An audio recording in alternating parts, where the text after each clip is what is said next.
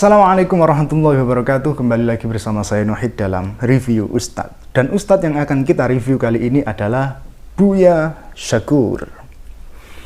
Buya Syakur dalam di beberapa hari yang lalu sempat menjadi perbincangan yang heboh di kalangan kaum muslimin, khususnya para santri. Sebenarnya nggak khusus-khusus banget sih, karena terlalu banyak yang ikut berkomentar. Ya mungkin karena terlalu banyaknya pernyataan-pernyataan beliau yang dianggap nyeleneh, statement-statement beliau yang dianggap kontroversi, dan sekarang saya pun ikut nimbrung membicarakannya karena saya merasa sekarang sudah cukup adem, sudah agak menep, jadi saya mulai ikut berbicara. Karena kalau saya bahasnya pas lagi panas-panasnya itu malah justru memperkeruh suasana, baik suasana media sosial maupun suasana hati saya. Karena kalau saya membela beliau, nanti para pembencinya akan datang berduyun-duyun kemari dan akan ikut mengata-ngatai saya atau bahkan ikut memvonis saya sesat gitu kan. Kalau saya mengkritik beliau, nanti para pecintanya akan datang kemari dan ikut mencaci maki saya atau bilang bahwa saya nggak pantas untuk mengkritik beliau, ilmunya nggak levelnya. Karena itu saya baru bahas sekarang, sehingga mereka nggak akan datang kemari untuk berkomentar, atau bahkan yang nonton pun nggak ada. Tapi nggak apa-apa lah, saya ingin berkomentar saja, ingin mereview saja. Banyak statement-statement beliau yang cukup kontroversi, ada beberapa yang saya setuju, ada juga yang tidak. Nah sekarang saya hanya bahas satu saja, saya tidak bahas semuanya. Mungkin di lain waktu, mungkin juga enggak. Yang kan saya bahas di sini adalah yang paling ramai menjadi perbincangan. Ya saya nggak cukup suka dengan sesuatu hal yang berbeda, jadi mungkin yang saya bicarakan juga sama kayak yang dibicarakan orang lain. Dan bahkan sejatinya apa yang kita merasa itu hal baru, itu juga sudah pernah ada. Seperti ungkapan Buya Syakur ini bahwa Islam itu belum sempurna karena tidak ada di dunia ini yang sempurna. Ini juga sebenarnya adalah pernyataan yang cukup usang, yang sudah berkali-kali dibahas dulu.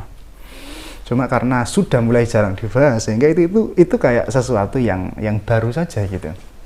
Dan di Indonesia sendiri sebenarnya sudah pernah membahas tentang kesempurnaan ini, tentang kesempurnaan agama. Andra the Backbone, Andra and the Backbone atau apa itu dalam lagunya sudah pernah mengatakan, kau begitu sempurna di mataku, kau begitu indah.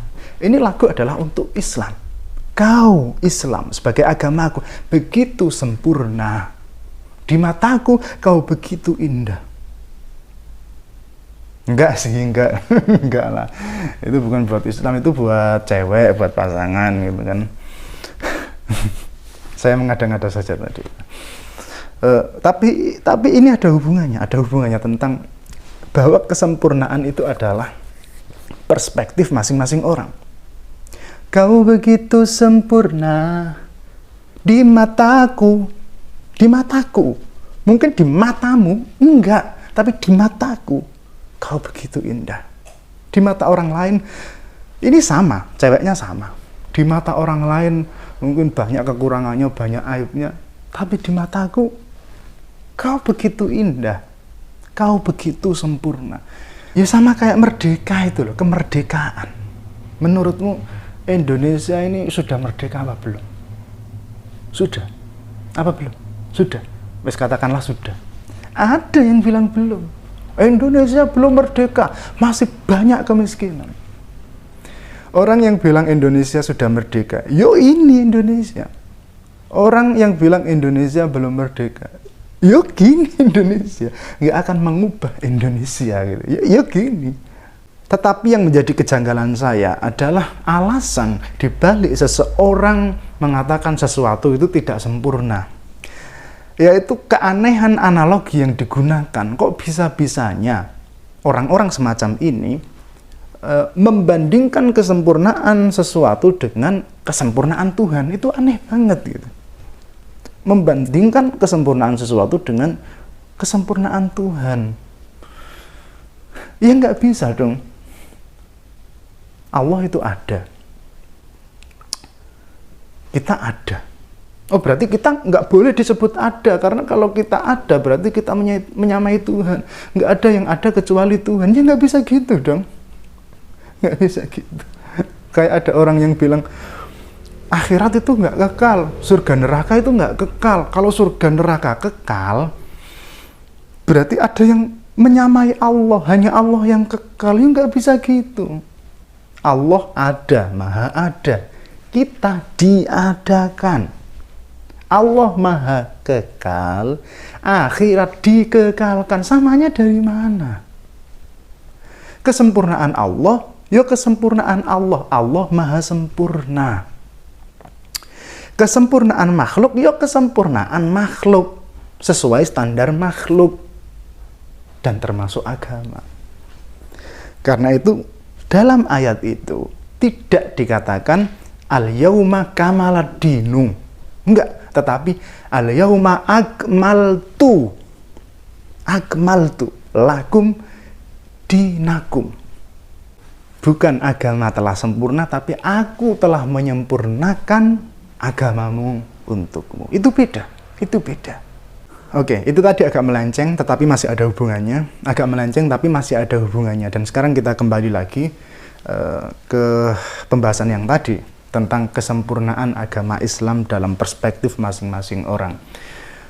Sebenarnya al-yauma akmaltu lakum dinakum ini memang menjadi perdebatan sejak dulu, yang sebenarnya sudah usang juga gitu. Karena ini memang multi tafsir tentang penafsiran dinakum itu apa. Apakah agama secara menyeluruh, atau tentang halal haram, atau tentang haji. Kalau kata Buya Syakur itu tentang tugas Nabi. Meskipun itu agak aneh, karena al-yauma akmaltu lakum, bukan laka ya, tapi lakum untuk orang-orang. Tetapi penafsiran itu pun beliau bukan pendapat pribadi, itu ngambil dari ulama-ulama zaman dulu, dan itu memang sudah ada statement bahwa agama Islam bukan agama yang sempurna. Itu sudah ada sejak dulu, termasuk perdebatan tentang kata al-yauma. Al-yauma ini kapan? Apakah hari itu atau hari secara universal? Kalau hari itu, apakah qoblal yaum, itu agama itu nggak sempurna, gitu kan. Terus kalau dinakum itu bukan secara menyeluruh, misalnya dinakum sebagai haji. Terus bagaimana dengan Islam secara menyeluruh, apakah dia sempurna atau enggak? Tapi Islam ya Islam, gitu ya gitu. Sekarang gini lah, sama-sama. Narkoba nggak dibahas sama Al-Quran. Satu orang mengatakan itu menunjukkan bahwa Islam tidak sempurna, karena Al-Quran dan hadis tidak pernah mengharamkan narkoba. Yang satu mengatakan enggak, Al-Quran dan hadis sudah sempurna, Islam sudah sempurna. Mengapa itu bisa terjadi? Lagi-lagi perspektif. Yang satu hanya melihat Al-Quran sebagai teks. Yang satu melihat lebih dari itu. Selain teks juga konteks. Selain yang tersurat juga melihat yang tersirat. Loh, karena kalau yang dilihat cuma yang tertulis saja, ya nggak ada kitab fikih, bro. Karena itu Al-Quran ya diturunkan ya hanya itu, hanya 114 surat, hanya itu, nggak akan bertambah lagi. Lalu orang yang mengatakan Islam nggak sempurna karena permasalahan hidup selalu bertambah, sementara Qurannya nggak bertambah.